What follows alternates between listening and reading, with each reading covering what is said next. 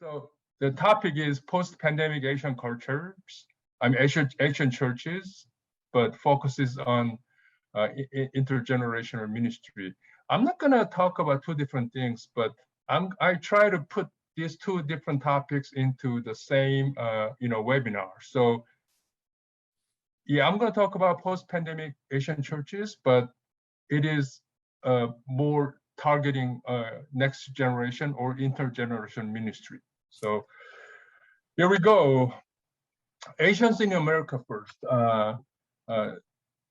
If you look at the Bible, scripture, it's a history of immigrants, those who left home.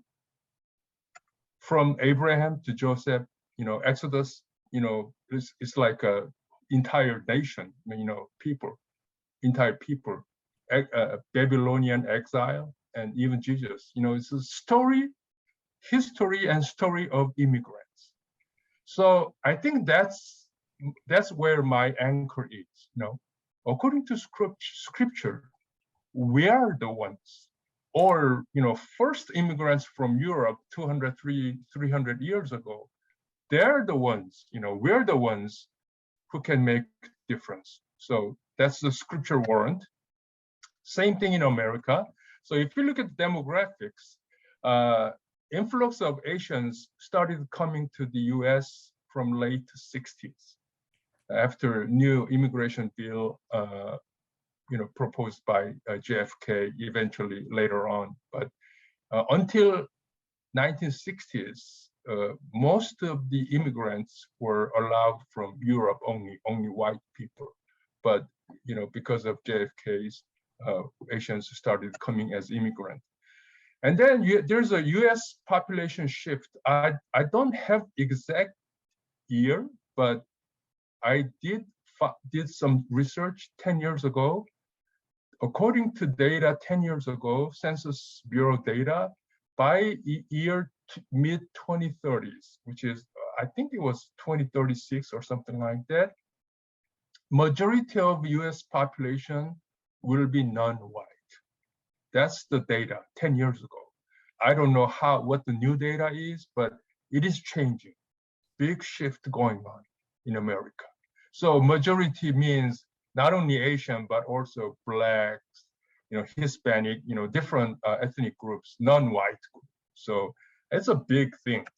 Third one is globalization with the rise of Asian countries in the world, of course, within America.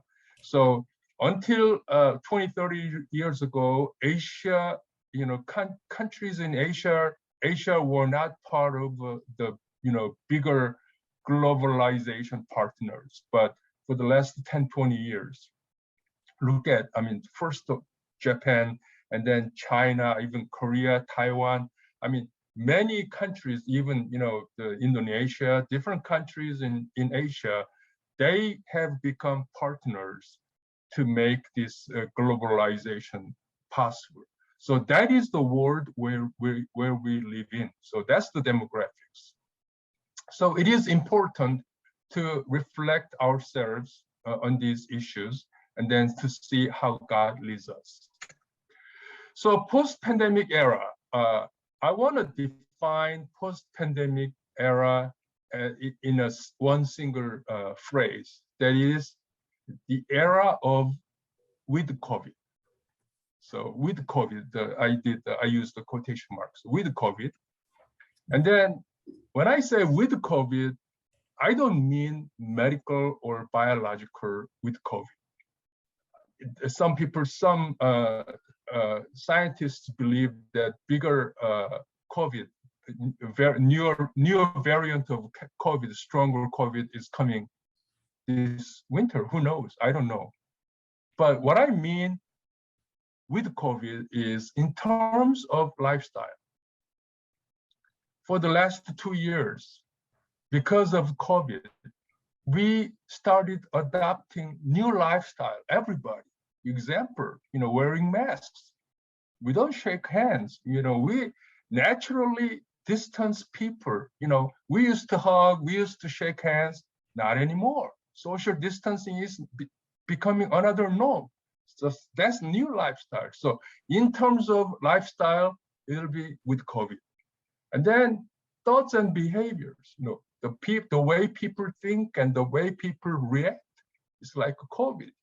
If somebody coughs in front of me, I get cautious, is he okay? Is she okay? What kind of disease does he have? That kind of attitude. Or we're so used to sit in front of, TV monitor, your computer monitor or TV screen. So our behavior changes. I just give you a few examples because of time constraints. But what I mean is post-pandemic era can be portrayed as era of with COVID in our lifestyle and thoughts and behavior. I don't know, there could be more. So as I said, 3 dots means you can throw different things and you can, say different words. So you can discuss as time goes. So conclusion of post-pandemic era, the era of with COVID, is coexistence of 2 systems. What I mean is hybrid of in-person and off-person. In other words, in-person and online.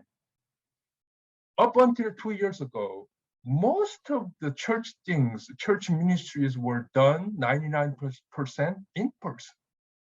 We have few cases of Skypes or Zoom meetings, but most of them, events, gatherings, conferences, everything was done in person.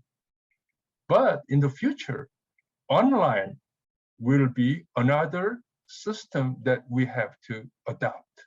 So the conclusion is it'll be hybrid mode in our lives and then in the ministry as well. So I'm going to cover 4 areas that as a church leaders, we should consider during this post-pandemic era, 4 different areas.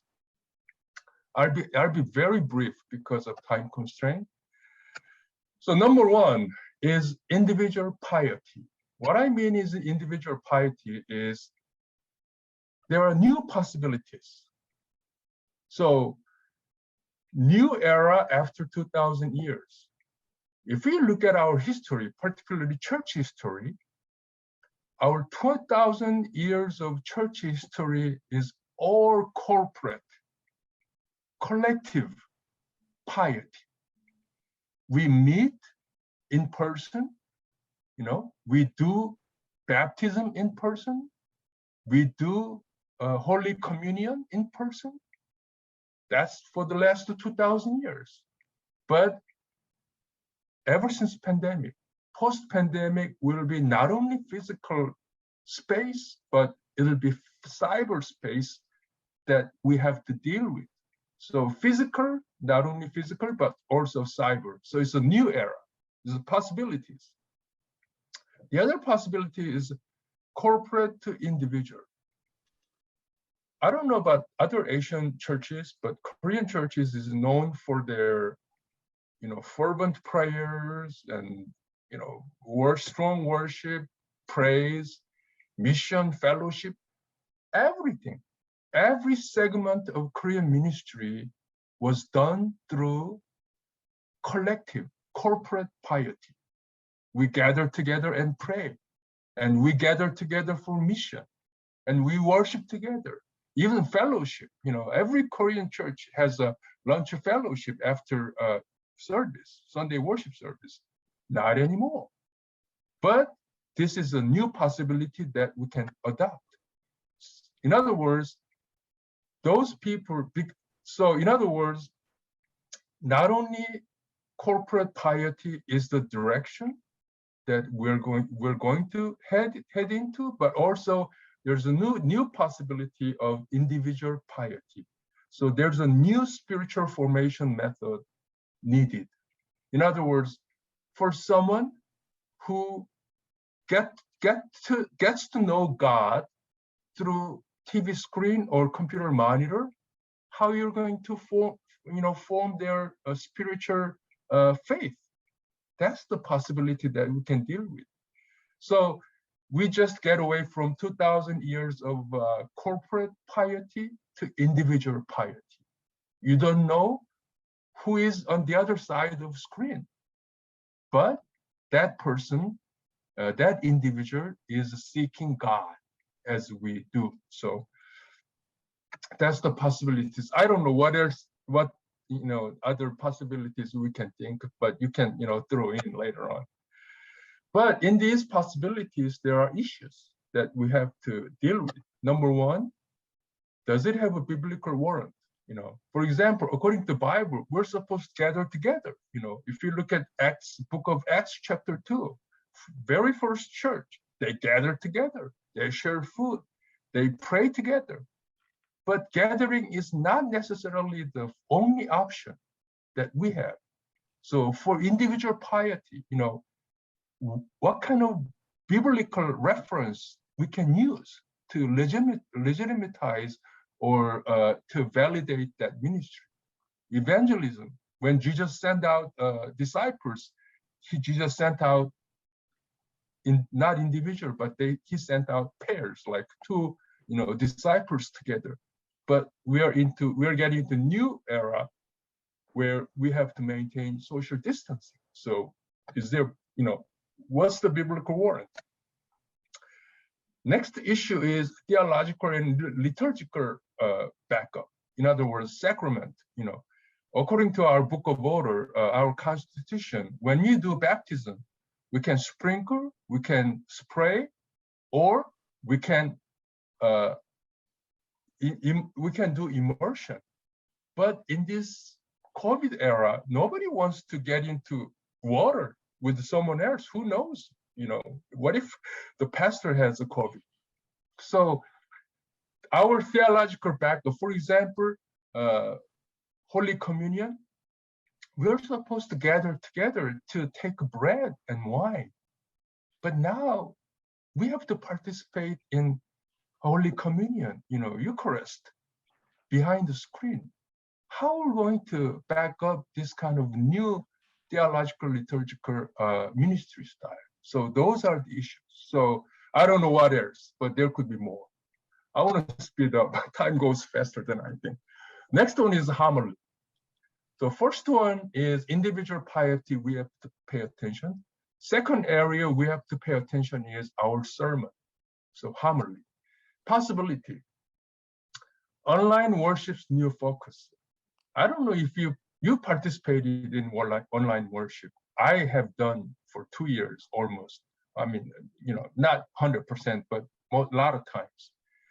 When you join online worship, it is really hard to participate throughout the worship order from call to worship to benediction. Because I can't sing, with just pastor. The pastor is singing through the speaker. I cannot sing. It's hard to sing together. So naturally, and we cannot do the passing the peace to you, that kind of thing.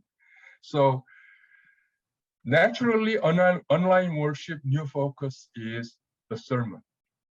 People pay attention sermon.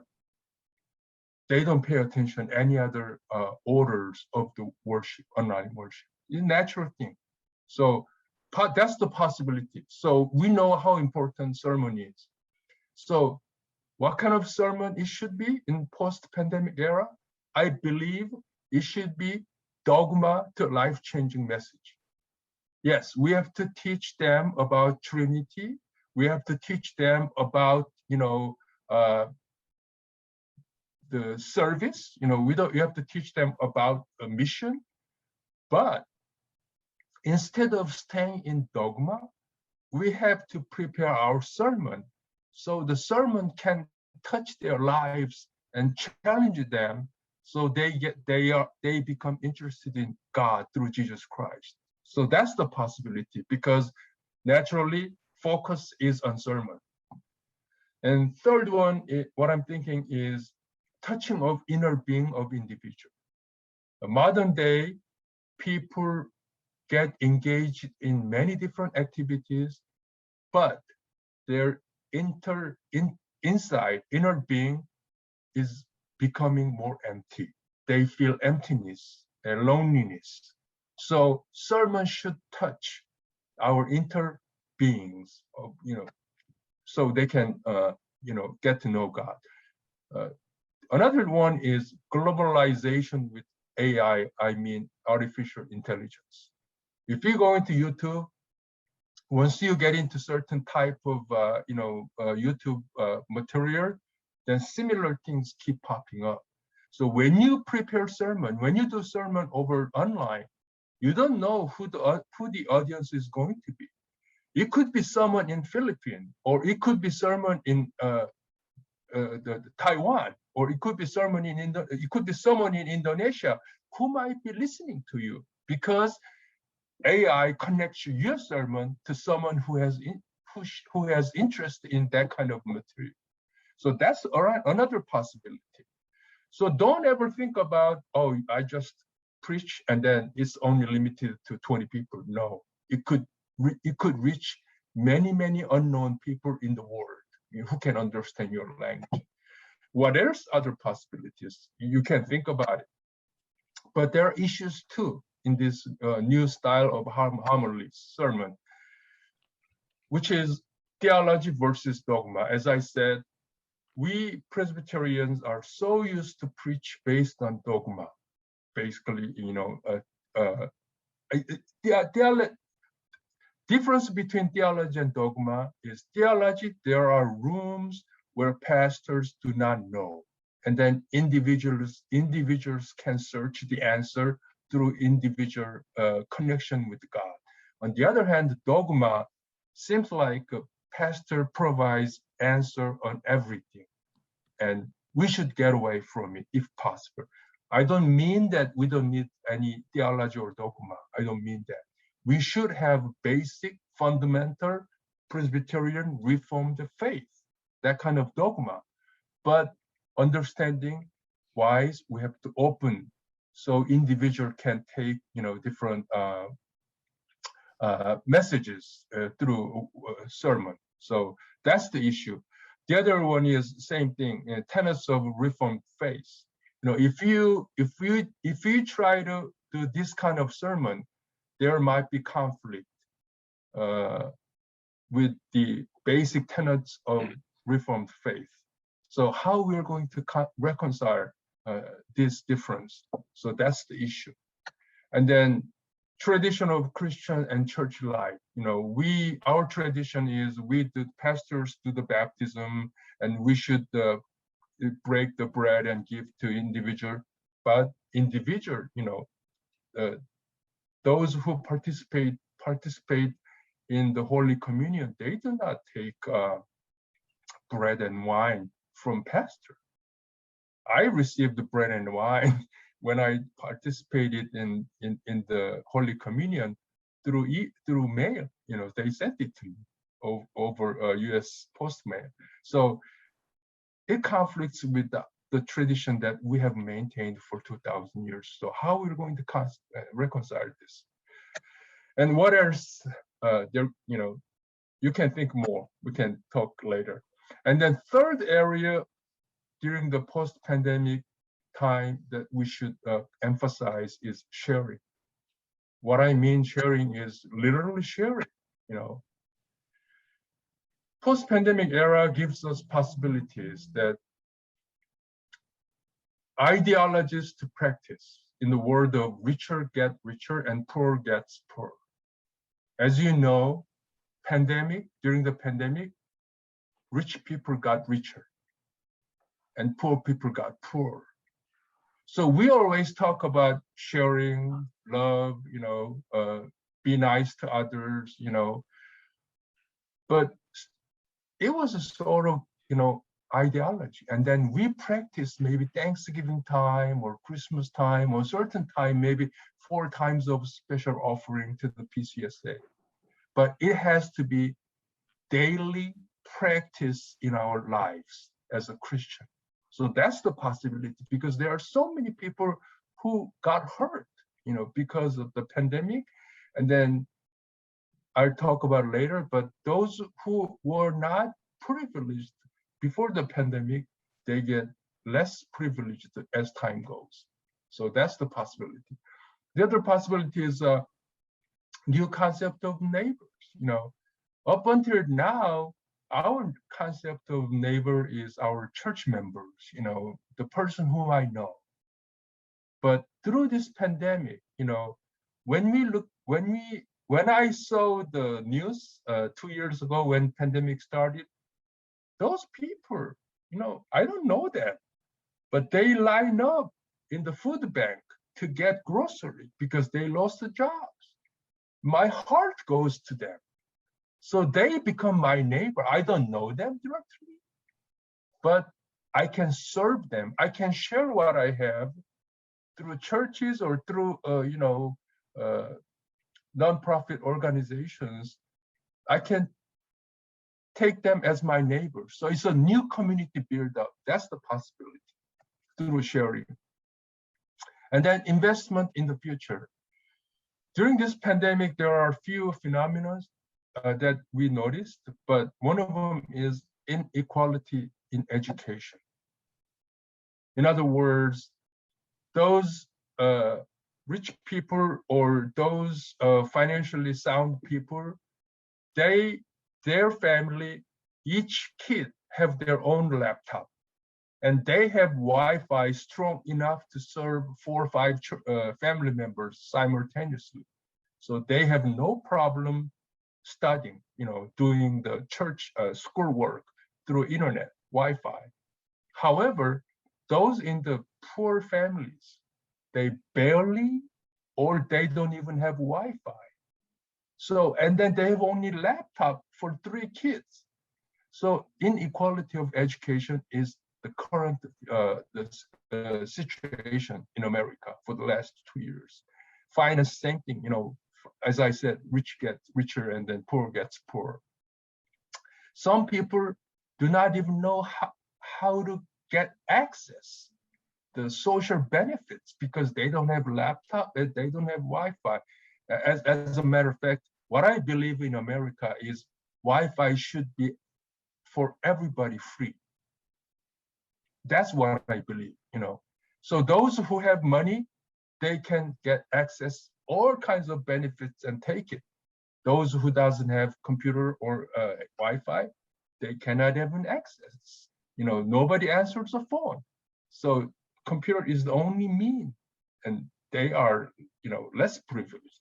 So those are the possibilities. And then paradigm shift in mission, Up until now, our mission, if we think about mission, we think about world mission. Oh, how you can go to, third world country, Africa, Latin America, how to help them? Not anymore. We cannot go mission trip because of COVID. Then who is my neighbor? How do we our mission? It's a new paradigm shift in mission. Who is our neighbor? That's the possibility through sharing. You can think more possibilities later, but there are issues too. Number one, it is against human nature. It is not easy to put our lives in practice as far as sharing goes. We tend to not to share. It's against our nature. So church's focus should be what is true discipleship? Not only praying and serving church and then doing offering and all kinds of things, but what is the new paradigm of discipleship as far as sharing goes? So in other words, daily practice of sharing should be placed in our normal lives every day. That's the focus church should consider eventually. And then there could be more issues. Then finally, last topic is pastor as a spiritual guide. Possibility is we Presbyterian pastors are called officially minister of word and sacrament. In other words, we are the ones who spread the word, we teach, and then we officiate baptism and Eucharist, Holy Communion. So the typical concept that we have had for 2,000 years is pastors are shepherds, and then there are flock, sheep.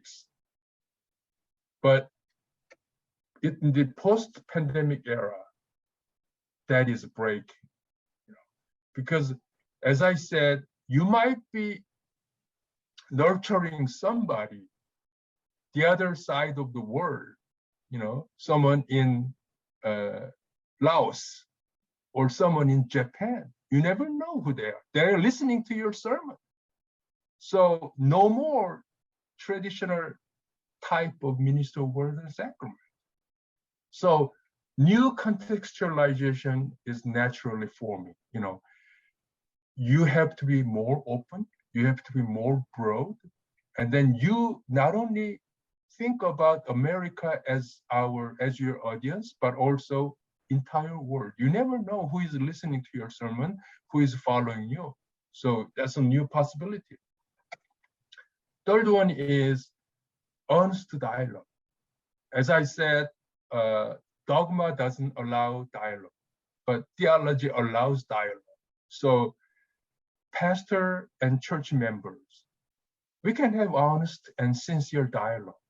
Pastor doesn't know everything. Honestly, I don't know everything about Bible and about God. There are so many unanswered, areas that I cannot answer. So pastor can be honest to their pastors when there's a question. I don't know the answer, but we can find the answer, with comfort and with prayer. So instead of, whatever teaching from pastor the member should receive, pastor can provide whatever answers he knows for sure, but he is open-minded, and then have an honest, genuine dialogue with church members to find answers together. So that's where the truth of Jesus Christ lies. So that's the possibility. And final thing is, I believe, that is the genuine mission based on the theology, not dogma.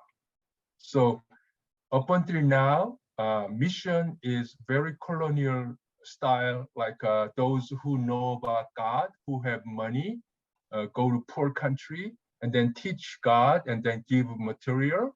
We consider that's mission, but no longer. In the post-pandemic era, there's a new genuine mission is possible based on theology. And then there could be more, obviously, but there are issues too. The first issue is, how can we avoid compromise of our Reformed faith and tradition? There's a Reformed theology, and in order to do these things, sometimes we have to face the conflict based on conflict with the Reformed faith. And then what else? There could be many other things. So pastor in the post-pandemic era is not just someone who knows everything. So instead of a spiritual leader, pastor should be a spiritual guide. So in each individual, in different world and different context, can meet true God through Jesus Christ. So those are the 4 areas that that the church should focus in the post-pandemic era. Again, number 1 is individual piety instead of corporate piety. Number 1, a sermon which is relevant to our daily lives in our context. Third one is genuine sharing. We should share together as a part of our daily routine practice. And then last one is, instead of following Jesus Christ based on dogma, pastors should be a spiritual guide instead of leader. I just want to share one final picture with you, and then I'll finish. This picture, I don't know, some of you may have seen it, but some people might think, what kind of thing is this? There's a bridge and there's a river, is this fake or is a combination of 2 pictures? No, this is a real picture that happened in Middle America in 19 something, I don't remember exact year, but this river used to run under this bridge here. But one year, there's a humongous hurricane came to this area that they shifted the flow of the river from here to here. So what symbolizes here is this bridge stands for our faith, our faith in God. So our faith in God through Jesus Christ should be strong enough to sustain any kind of storm. That's the faith. So this one sustained, this bridge was well built, strong enough to sustain strong hurricane.